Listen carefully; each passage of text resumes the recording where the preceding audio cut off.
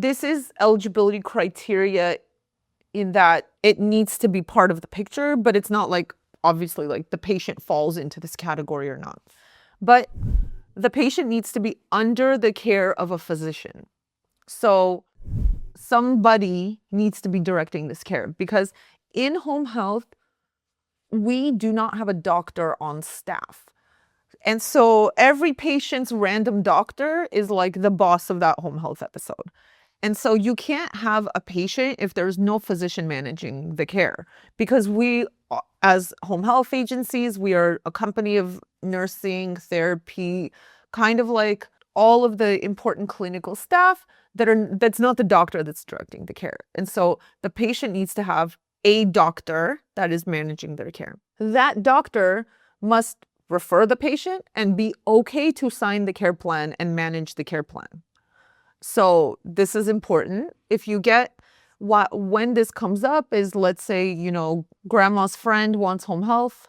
Grandma's friend doesn't have a doctor. I mean, it's really hard to find a geriatric person without a doctor, probably, but anyways, that happens. So if you're like new to the industry, just if any kind of like, oh, I found patients at the church, bingo night, or, wherever it is you go to look for patients, just like question number one is, do you have a doctor that can refer home health? If not, this is a really good time to kind of like talk to your medical director, whatever, things like that, right? Next, pretty much this doctor, whoever it is, needs to be okay following with the patient. And part of this also is that the patient needs to visit the doctor.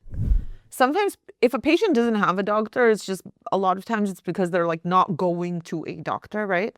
And so they need to actually go to the doctor to get a home health referral that will be accepted at billing. Because the other kind of part of physician stuff in home health eligibility criteria is the face-to-face encounter. This is all of these are critical, obviously, like without any of them, even one of them, you're not going to get paid. But the face-to-face encounter is going to be a pass-fail in a lot of cases. If you don't have a qualifying face-to-face encounter, they're just going to throw the whole chart away. Like no review needed. So the face-to-face encounter goes like this. Pretty much the patient sees the doctor face-to-face. That's why it's called a face-to-face encounter. They can't just refer on a prescription pad on a phone call or something. Telehealth has made this interesting, but we're not going to go into those nuances. Just straight up, what is a face-to-face?